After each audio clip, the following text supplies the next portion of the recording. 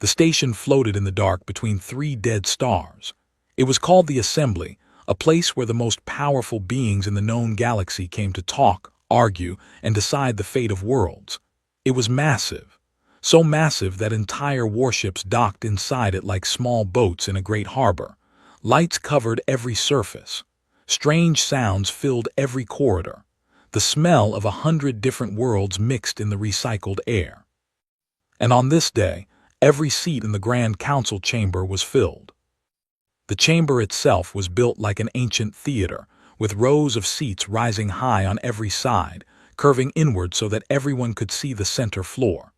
The seats were filled with generals, queens, warlords, and ambassadors from 47 different species.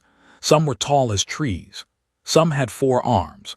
Some had skin that shifted color when they felt strong emotion. They wore armor, silk, bone, and light. They carried titles older than human civilization. At the front of the chamber, behind a long curved table of black stone, sat the most important of them all. Princess Queen Valith of the Oran Empire sat in the center seat. She was tall, even by Oran standards. Her people were engineered for perfection: long limbs, sharp eyes, minds that could process a battle map in seconds. Her armor was silver and deep blue, trimmed with gold lines that marked every war she had personally led. She had been a commander since the age of 20. She was now, by human counting, nearly 400 years old. She had never lost a battle. She looked at the human seat and found it, as always, unimpressive. Earth had one representative, just one. A man who walked into the chamber without ceremony, without an escort, without so much as a flag carrier behind him. He wore a plain gray uniform, dark blue trim on the shoulders, a small patch on his chest with the symbol of the Earth Defense Force, a simple globe with a ring around it like a child's drawing of a planet. He carried nothing. No weapons display, no rank banner, no metal board pinned to his chest, though Oran officers of his supposed level usually wore them like walls of achievement. He was not tall, he was not broad. He had dark hair going gray at the sides, a plain face, and quiet eyes that moved slowly around the room as he walked to the human seat. He sat down. He placed his hands flat on the table, and he waited. His name was Ethan Voss. He held the rank of commander in the Earth Defense Force, and outside of a small number of people in that room, nobody knew anything about him. Valith looked at him, the way a person looks at something they are not sure belongs in the room. The session opened. The Covenant's speaker, a tall, thin creature from the Pelhari species, with 6 fingers on each hand and a voice like distant bells, called the chamber to order. The reason for the emergency council was stated plainly. The Vreth swarm was moving. The hive mind that consumed entire systems, that left nothing behind but silence, was pushing deeper into Covenant space. 3 colony systems had already gone dark. A 4th was not responding to signals. The chamber stirred. Even the most powerful beings in the galaxy grew uneasy when the Vreth were discussed. The speaker called for each delegation to introduce itself formally and state its military standing. It was tradition. One by one, the great powers of the galaxy stood and spoke. The Tharosi Confederation sent Admiral Kren, a thick, scarred being with gray-green skin and 8 combat decorations. He stood, gave his name, named his fleet, 400 warships. The Dorathi Collective sent High Warlord Shenka, a being so large that even the Oran officers near her leaned slightly away. She named her fleet, 600 vessels, including 3 planetary siege ships. The Lorveth sent a council of 5 speakers who all talked at once in a layered voice that sounded like music. Their fleet, 380 ships. On and on it went, numbers, power, history, legacy. Then the speaker reached the human seat. Earth Defense Force, the speaker said, Commander Ethan Voss. Voss stood. He was not the shortest person in the room, but he looked it just then. Commander Ethan Voss, he said. His voice was calm, not loud but clear. Earth Defense Force, assigned as Earth's military representative to this council. He sat back down. There was a pause, a long one. Valith tilted her head. She looked at him the way a teacher looks at a student who has answered a question with the wrong century. "Is that all?" she asked. Her voice carried easily across the chamber. She was not trying to be unkind. She simply saw no reason to pretend. "That's all," Voss said. "No fleet count," Valith said. "My fleet count is classified at the Covenant command level," Voss said. Valith looked at the officers beside her. One of them made a small motion, a Orin gesture that roughly meant he's joking. Another covered what was clearly a smile. "Commander," Valith said, letting the word sit a moment before continuing, "I have been attending these councils for over a century. I have seen every species in this covenant send its finest. I have sat across from beings who commanded armies that could crack moons." She paused. "And Earth has sent us a man in a gray coat with no augmentations, no fleet number, and the quiet energy of someone waiting for a transport." The chamber reacted. Not with loud laughter, these were heads of war, not schoolchildren, but with the sound that power makes when it finds something small amusing. Low murmurs, a few short sounds. The Durathi warlord made a clicking noise that her translator rendered as a chuckle. Valith did not smile. She simply waited, as if offering Voss a chance to defend himself. Voss looked at her. His expression did not change. His hand stayed flat on the table. He did not shift in his seat. He said nothing.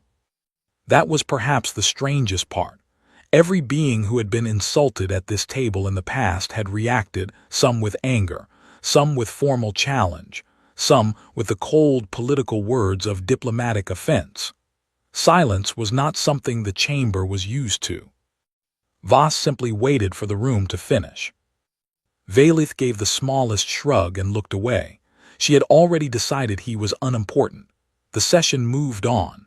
Maps were brought up on the central display, glowing lines showing the Vreth advance. Strategies were proposed. Numbers were argued over. The chamber became loud and complicated. And through all of it, Ethan Voss sat quietly, watching the display, his eyes moving slowly and carefully across every line of data. At no point did he look bothered. At no point did he look lost. He looked, to anyone who cared to notice, like a man who had already seen everything in that room before and had already begun to solve it. Nobody noticed. At the back of the chamber, the Covenant's central archive system processed routine identification checks on all attendees. When it reached Commander Ethan Voss, it ran the name, returned a file, and immediately flagged the access level. Restricted, Covenant command authorization required. The system logged the flag. The flag sat in a queue. Nobody was watching the queue. The chamber continued its arguments. The maps glowed. The great powers of the galaxy talked about strategy and survival. And Ethan Voss watched the Vreth movement pattern on the central display and quietly noticed something that nobody else in the room had seen yet. He picked up a small stylus from the table, turned over the paper agenda in front of him, and began to write. Admiral Kren did not sleep well on stations. He never had. His species, the Therosi, were creatures of open sky and hard ground. Enclosed spaces made their instincts restless. So when the first session of the council broke for the night cycle, Kren walked the outer corridors of the assembly station alone, listening to the hum of its great engines and thinking. He was thinking about the human. Kren had fought alongside humans twice in his long career, once at the border conflict near the Eshari Reach, and once during the supply route defense at Caldris. Both times, the human units had done things that Therosi battle doctrine said were not possible. Both times, Kren had watched and not fully understood what he was seeing. He had filed reports afterward that his superiors had read with polite confusion. He remembered asking a human lieutenant once, after a particularly strange flanking move that had saved both their units, how they had thought of it. The lieutenant had shrugged and said, it seemed like the thing to do. Kren had not known what to do with that answer. Now he had seen Ethan Voss sit in that chamber, and absorb a public insult from one of the most powerful beings in the galaxy, without so much as a change in his breathing. And something in Kren's instincts, the same instincts that had kept him alive through 40 years of active combat, told him to be very careful about how he thought of this man. He found Valith's chief of staff, a tall Oran officer named Sareth, near the east observation deck. Sareth was reviewing tactical files on a small display pad, the faint light catching the gold lines of his rank armor. Kren stopped beside him. "Your queen embarrassed the human today," Kren said. "He was not a being who used many words." Sareth glanced at him. The human gave her little reason to do otherwise. "Did anyone look up his record?" Sareth paused, a small pause, but Kren noticed it. "He is a commander in the Earth Defense Force," Sareth said. "Earth has been a Covenant member for less than a century. Their military history in space is—" "Look up his personal record," Kren said. "Not Earth's, his." Sareth looked at Kren for a moment. Then he looked back at his display pad. His fingers moved across it with the automatic speed of a career officer. The Covenant's archive system came up. He entered the name. VOSSETHAN, Commander, Earth Defense Force. The system returned the file, and then immediately placed a banner across the top of it. "Restricted. Covenant command authorization required." Sareth stared at the banner. He had accessed thousands of military files in his career. He had clearance for nearly all of them. He had never personally seen that particular access restriction placed on a single officer's combat record. "I will," Sareth said quietly, "need to inform the Princess Queen." Kren nodded once and walked away. It took Sareth 4 hours to get the authorization.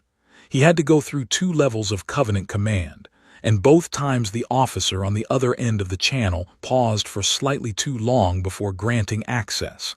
The file, when it finally opened, was long, much longer than any single officer's record had a right to be. He brought it to Valith in her private chamber just before the second cycle began. She read it standing up. She did not sit down once during the entire time she read it. The file began with the basics. Voss had enlisted in the Earth Defense Force at age 19, young, even by human standards. He had come from a place called the Pacific Northwest, which meant nothing to Valith but which apparently had forests. He had done well in training without being remarkable. He had been assigned to a border patrol unit and spent 2 years doing nothing interesting. Then the file changed. His first real action was a conflict that Earth called the Eshari border incident. A hostile force, not Vreth, but a territorial expansion by a species since absorbed into the Covenant, had pushed into a human-held region. Voss was a sergeant then. His unit's commanding officer was killed in the first day. Voss assumed command without orders to do so. He held the region for 11 days with 63 soldiers. The enemy force numbered over 4,000. He suffered 12 casualties. The enemy lost contact with over 900 of their own troops before withdrawing. The after-action report from the Covenant observers present described his tactics as structurally incoherent but devastatingly effective. Valith turned the page. It went on for a very long time. The siege of Caldris VII came next. Voss, now a captain, had been stationed on a moon base with 300 soldiers when the Vreth advanced scout fleet arrived ahead of expected projections.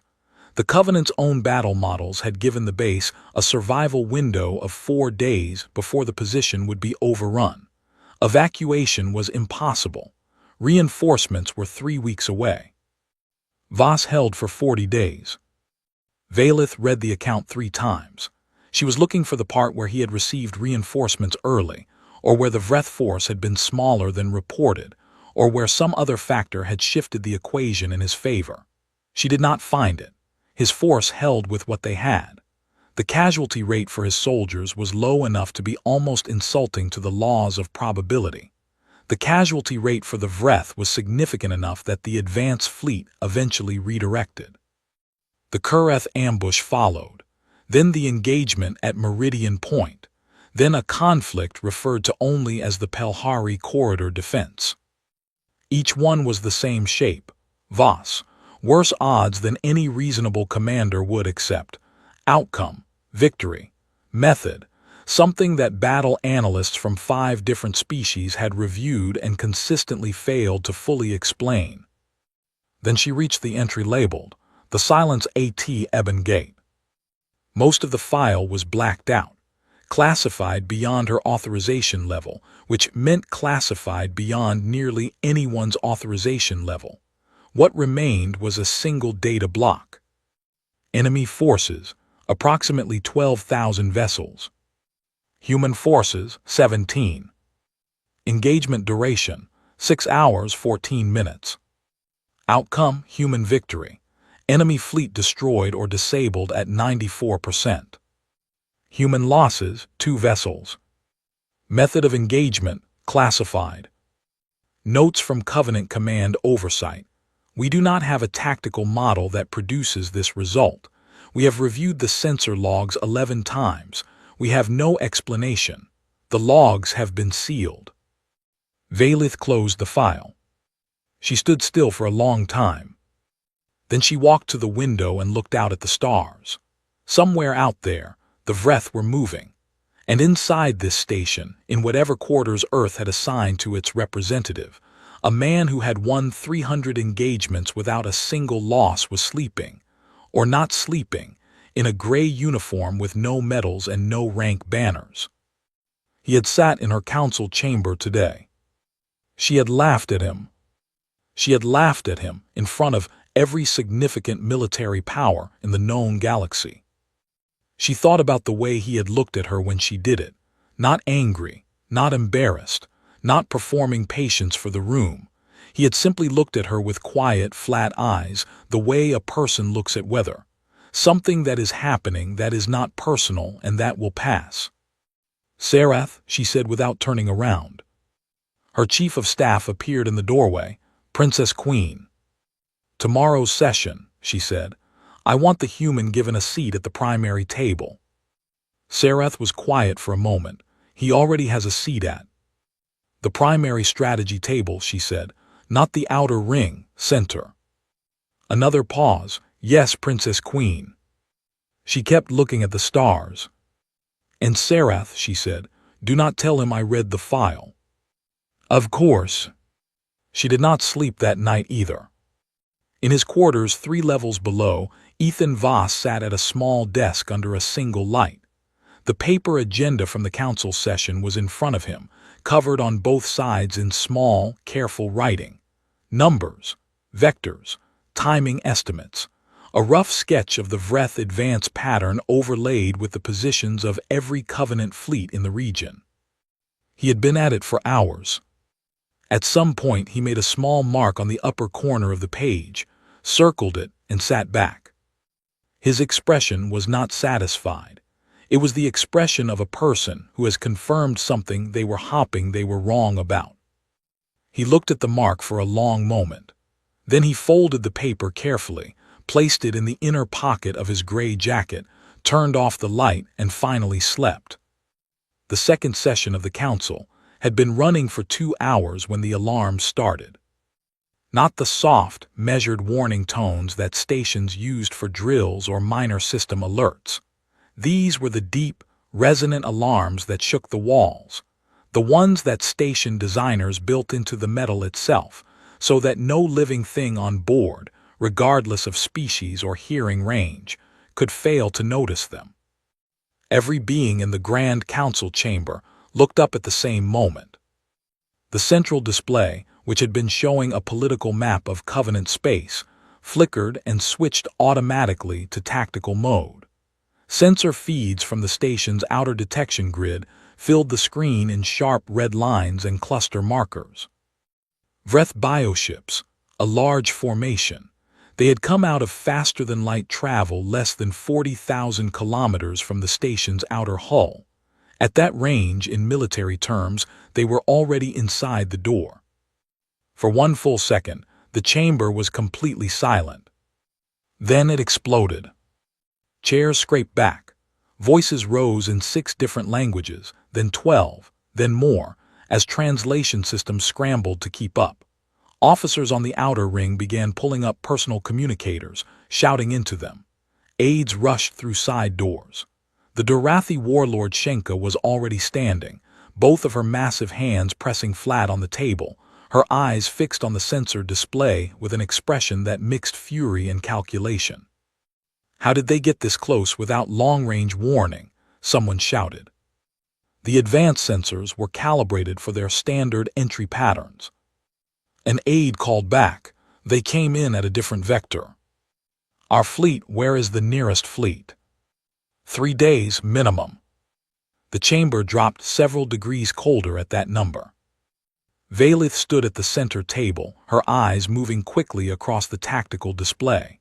Her mind was already running numbers. The station had defensive weapons, point defense systems, a small ring of cannon arrays, shields built for an installation rather than a warship. The visiting vessels docked at the station added firepower, but they were from 12 different species with 12 different command systems, and getting them to coordinate in the next few minutes was a problem that could not be solved quickly. She began to speak, beginning to organize the chain of command, pulling together who had authority over which ships, establishing a communication order when she noticed something. At the human seat, Ethan Voss was not moving toward the doors. He was not on a communicator. He was not arguing with anyone. He was standing at the tactical display. He had walked there quietly during the chaos. Nobody had noticed him move. He was standing close to the central projection, hands clasped behind his back, head slightly tilted. His eyes moved across the display with slow, careful attention, like someone reading a page they have read before and are checking for changes. "Commander Voss," Valith said, and there was an edge in her voice, not intentional but born from urgency. "This is not a situation for observation. Return to your delegation area until—" "They have a command node," Voss said. He said it simply, not loudly, not as a challenge.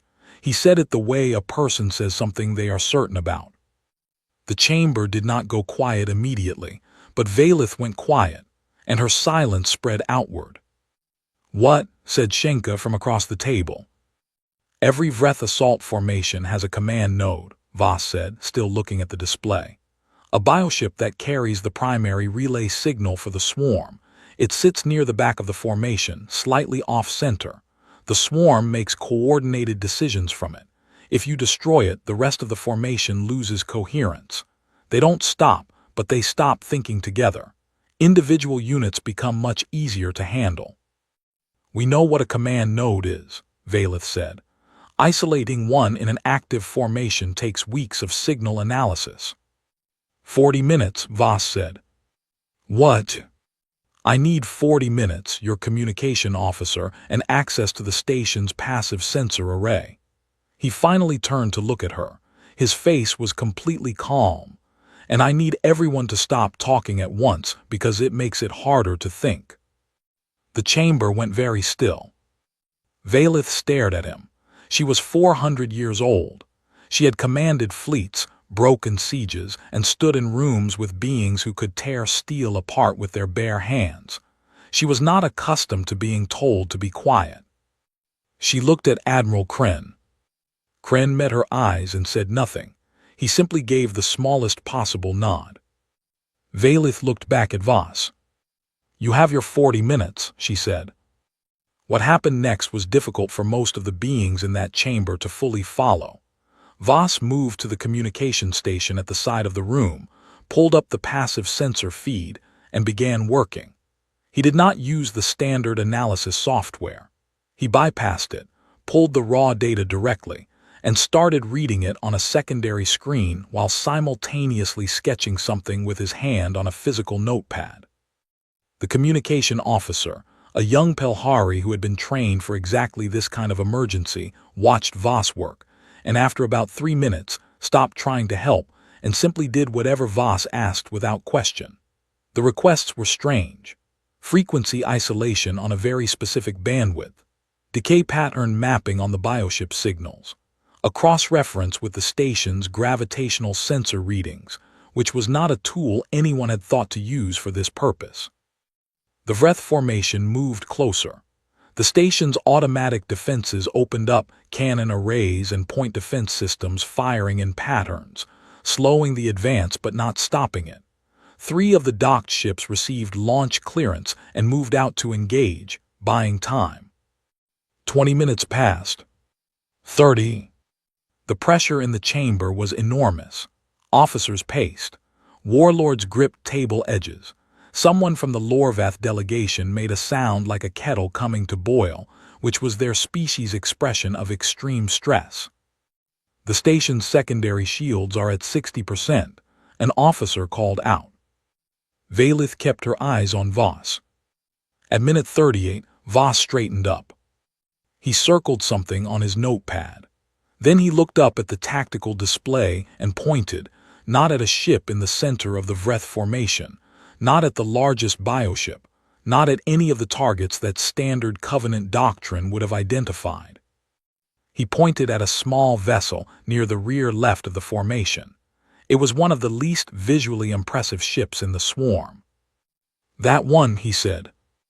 "That is not a command-class bioship by any profile in our recognition database," Sereth said sharply.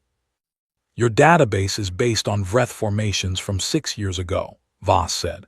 "They changed their node placement. They moved it to a smaller vessel to make it harder to identify.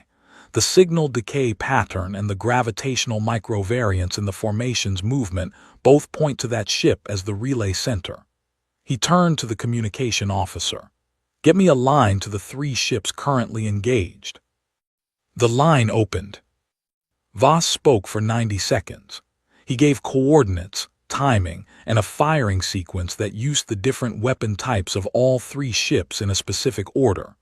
Not because any one shot would destroy the target, but because the combination would overwhelm the bioship's regenerative hull process faster than it could respond. He closed the line. 44 seconds later, the target ship came apart. The effect on the Vreth formation was immediate and visible. The tight, coordinated advance broke. Ships that had been moving in clean, sweeping patterns began to drift. Some turned in directions that made no tactical sense. The outer units began to overlap each other. The formation lost its shape the way a sentence loses meaning when you remove a key word from the middle. The station's defenses, suddenly working against a disorganized enemy instead of a coordinated one, cut through the remaining bioships in less than 20 minutes. When the last Vreth vessel went dark on the display, the chamber was quiet again, but it was a different kind of quiet than before. Valith stood at the center table and looked at the cleared tactical screen. Around her, beings who had commanded armies for longer than human civilization had existed were also looking at the screen, and then at the man in the gray coat, and then at the screen again. Voss set down his notepad. He picked up the paper agenda from earlier, the one covered in his handwriting, and folded it back into his jacket pocket. Then he walked back to the human seat and sat down. He placed his hands flat on the table. He waited. The station's repair crews worked through the night cycle. The sound of their tools was a low, constant hum beneath everything. A sound that reminded everyone on board that something real had happened, that it had not been a drill or a simulation, and that the walls of the station carried fresh damage from a real enemy. Most of the council delegates stayed in their quarters or gathered in small groups in the common areas, talking quietly about what had changed. 3 delegates from smaller Covenant members requested immediate transport home. 2 warlords sent encrypted communications to their home fleets with new orders. Everyone was recalibrating. The attack had not been expected for another week at the earliest, according to every projection model the Covenant possessed. Valith did not stay in her quarters. She sent Sarath to find Voss an hour after the session formally ended. She told Sarath only that she wished to speak with the human privately, and that he should bring him to the East Observation Lounge, a smaller room off the main corridor, with wide windows and no recording equipment. Sarath found Voss in the corridor outside the council chamber. He was standing at a small wall panel, studying the station's internal schematic, not the public version that any guest could access. He had somehow pulled up the engineering layout, which required a secondary access code that Sarath was fairly certain the human did not officially have. Sarath decided not to ask about it. Voss followed without comment. The East Observation Lounge was quiet. A low amber light filled the room. Through the wide windows, the debris field from the engagement was still slowly spreading, dark shapes against darker space, moving apart with the patience of things that had nowhere to be. Somewhere in that field was what remained of the Vreth command node. Valith was standing at the window when they arrived. She had removed her formal armor and wore a simpler uniform, still Orin, still precise, still carrying the unconscious authority of someone who had never not been in charge. But without the armor, she looked more like a person and less like a symbol. Sarath left and closed the door. Valith did not turn around immediately. She kept looking at the debris field. "Sit if you want," she said. "I'm fine standing," Voss said. She turned then. She looked at him for a moment in the amber light, just looked, in the way that someone looks when they are trying to see something clearly that they previously did not take the time to examine. "I owe you an apology," she said.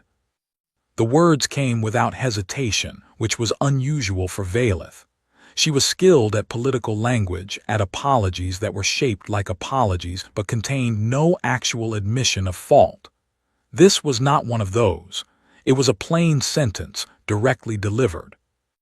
Voss received it the same way. "Thank you," he said. "I was dismissive," she said. "I was publicly dismissive, in a room full of beings whose opinions shape the politics of this covenant. I did it because you looked unremarkable, and I decided that was the same as being unremarkable. It was careless thinking for someone in my position." "It's a common mistake," Voss said. There was no satisfaction in his voice, no sharpness. He said it the way someone says something that is simply true. Valith moved to a chair and sat. Voss, after a moment, sat across from her. "I read your file," she said. "I assumed you would." "Ebon Gate," she said. He was quiet for a moment. "That one's still classified." "I noticed," she looked at him, 17 ships. 14 of them were not technically combat vessels, he said, "but yes." She shook her head slowly, not in disbelief, but in the way someone moves when they are trying to make a piece of information fit inside their understanding, and it is taking effort. "I have spent 400 years studying war. I have access to the greatest military archives in the Orin Empire, which go back 10,000 years. I cannot produce a tactical model that gives you that outcome." "Neither could I at the time," Voss said. "I worked it out as I went." Valith stared at him. "That bothers you more than the number," he said. "It was not a question." "Yes," she said, "it does, because our systems, our planning, our doctrine, our models, they work on the principle that an engagement has a correct answer. You study long enough, you find the answer before the battle starts. Doctrine is the library of correct answers." She leaned forward slightly. "You are telling me you walked into Ebon Gate without a correct answer?" "I walked in with a direction," Voss said. "The answer changed 4 times during the fight. I changed with it." Valith was quiet. The debris outside the window drifted. "How," she said, "how does your species do this?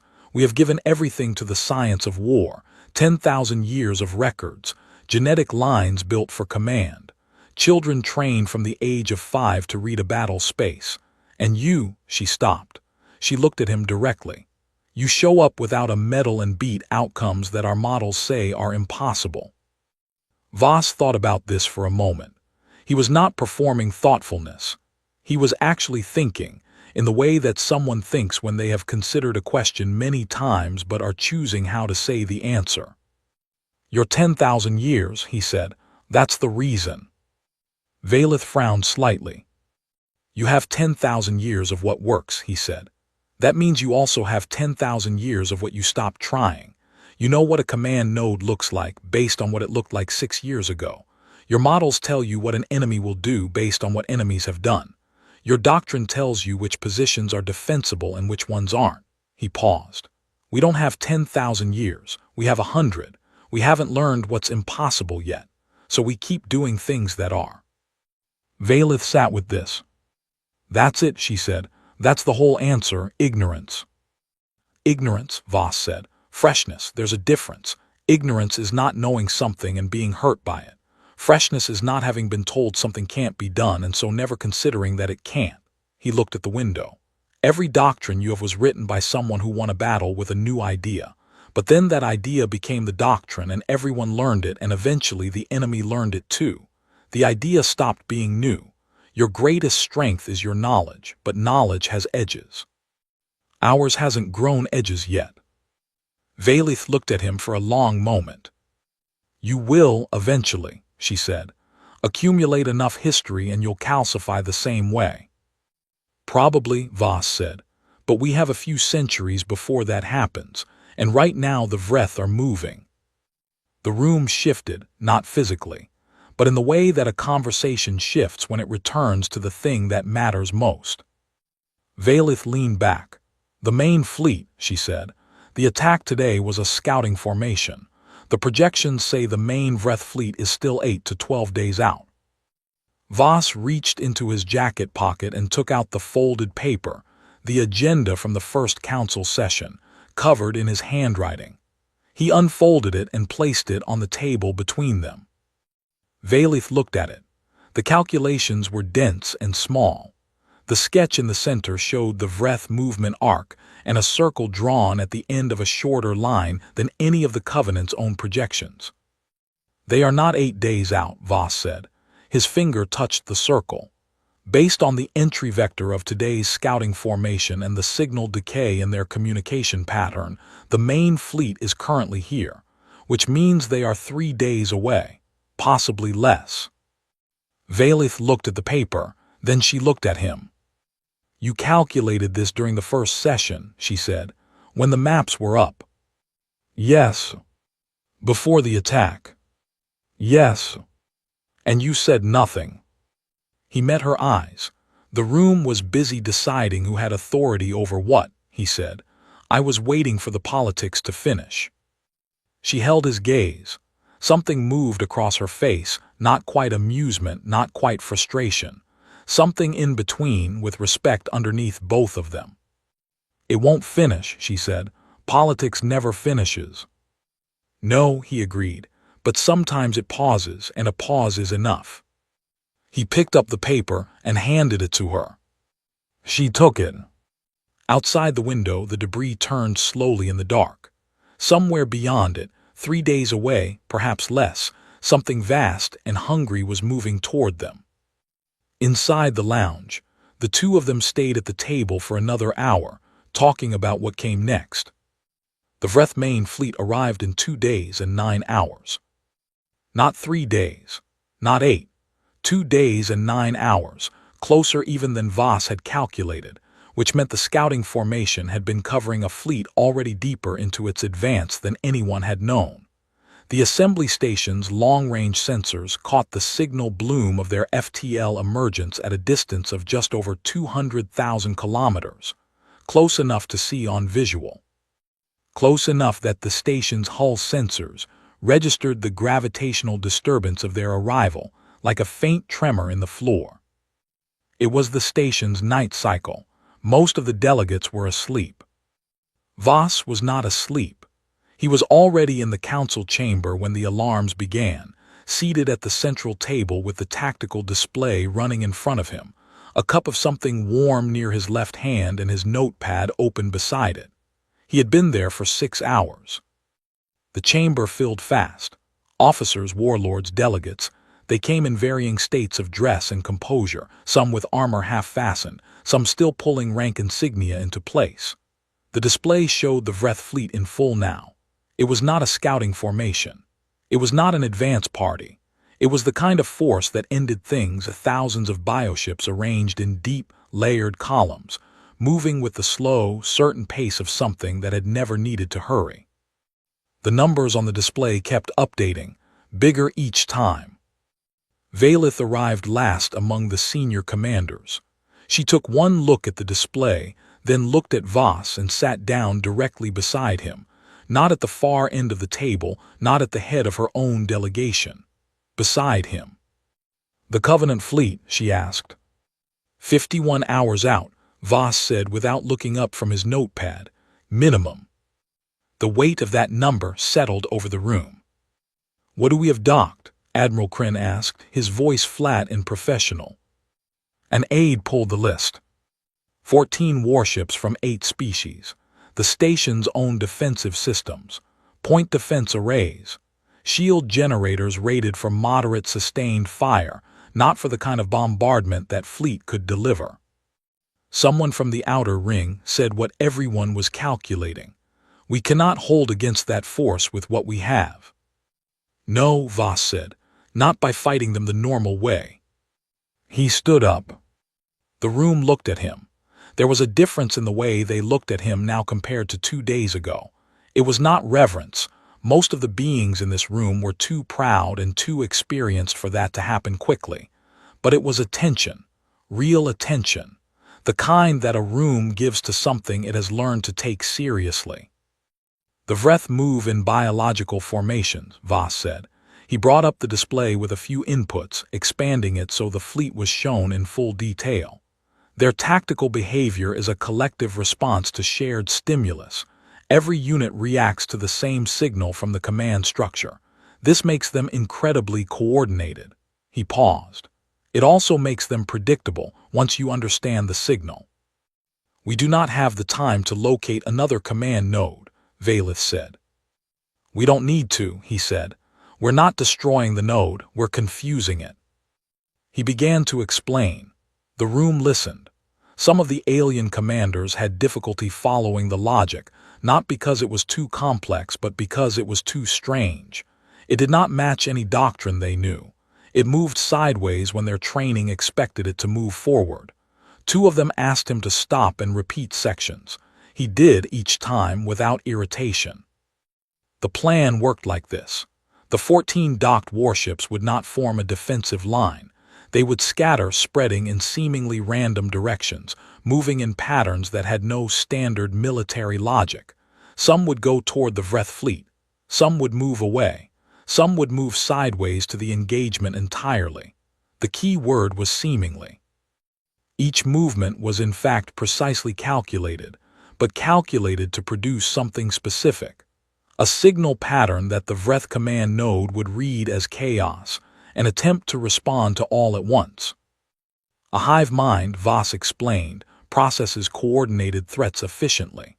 It evolved to do that, to face armies that moved in formation, that presented a clear shape, that had predictable intent. It was extraordinarily good at this. What it was not built to handle was a stimulus field that made no sense. When every unit in a swarm received simultaneous conflicting signal responses, the command node had to arbitrate between them. Each arbitration took time. Fractional time in biological processing, but enough. During those fractions, the formation would hesitate. And hesitation in a fleet engagement was everything. He then went species by species through the 14 ships, assigning each one a specific movement role based not on their firepower, but on their capabilities, speed, hull profile, engine signature, weapon type. The Tharosi ships were fast and would create the outermost signal noise. The Durathi heavy vessel would act as a false command target, its massive hull drawing the swarm's attention while the smaller ships worked around it. The 3 human vessels, small, light, and built with electromagnetic suppression systems originally designed for a different purpose entirely, would operate closest to the Vreth fleet and handle the most dangerous work. When he finished, the chamber was quiet. Warlord Shenka, who had led 600 ships into battle, who had cracked fortified moons, who was regarded across 4 sectors as one of the finest military minds alive, looked at Voss for a long moment. Then she said, "This requires every ship to operate independently, without central direction, trusting that the other ships are doing their part." "Yes," Voss said. "There is no unified command signal, no formation authority. Each captain makes decisions in real time based on the enemy's response to what the others are doing." "Yes," Voss said. "That is not how war is fought," she said. "Not usually," he agreed. Shenka looked at him, then she looked at Valeth. Valeth had been watching Voss throughout the explanation. She had seen him work twice now, once at the sensor station during the scout attack, and now here in this room, reshaping how 14 ship captains from 8 different species were going to think about the next few hours of their lives. She had commanded long enough to know what real tactical ability looked like, as opposed to the performance of it. This was real. She stood. The room shifted when Valeth stood. She was 400 years old. Her empire had fought wars before humanity had reached its own moon. Every officer in the room knew her name and her record. When she stood formally in a war council, it meant something.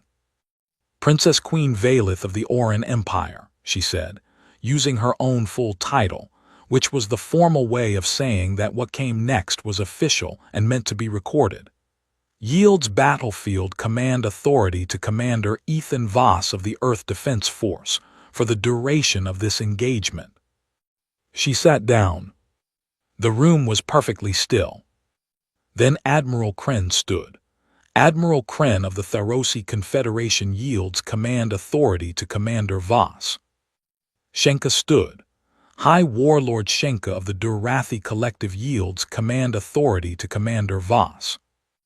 One by one they stood, every senior officer in the room. Some quickly, some after a breath's hesitation, but every one of them.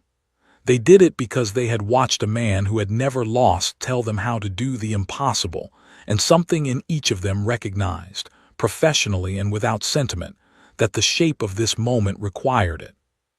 When the last one sat back down, Voss looked around the room.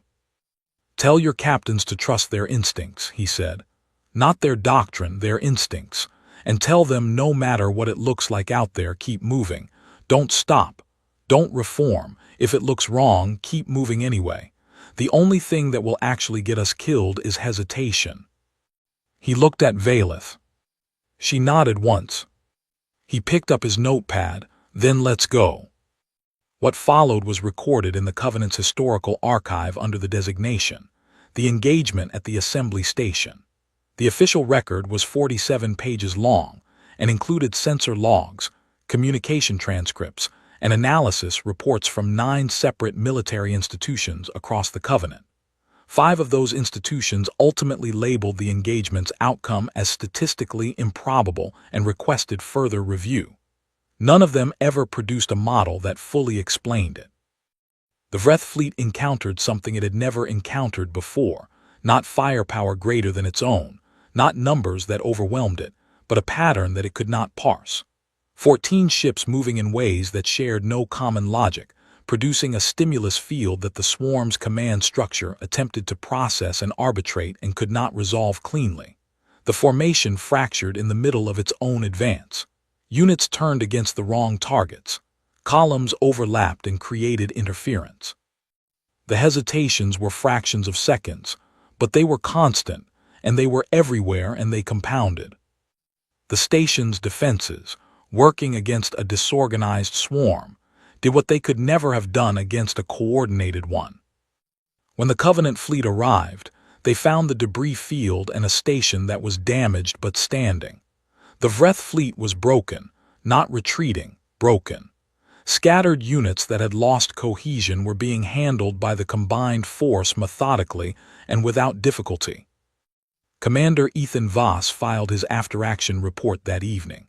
It was 4 paragraphs long, which was shorter than any report produced by any other command-level officer at the station. The Covenant's chief administrator sent a formal request for a longer version. Voss replied that the longer version would be classified and forwarded through proper channels. It was. 3 weeks later, by Covenant decision, his personnel record was unsealed and distributed to every military academy in the galaxy. It was the first time in the Covenant's history that a single officer's personal combat record was distributed as a required reference document. The final entry in the record, added by the Covenant's archive staff after the Assembly Station engagement, read simply, Commander Earth Defense Force, total engagements 301, losses 0, notes, do not underestimate. Valith read the updated file in her office aboard her flagship, 2 days after returning home. She read it from the beginning, even the parts she had already read before, and when she reached the last line she stayed with it for a long time. Then she closed the file, stood, and walked to the window. She was already thinking about the next council session, about what came after the Vreth, about the kind of mind that was useful in the galaxy as it was now, unpredictable, adaptable, and entirely unwilling to accept the logic of defeat. She was thinking that Earth, young as it was, had not sent a rookie at all. It had sent exactly what it meant to send. And the galaxy was only beginning to understand what that meant.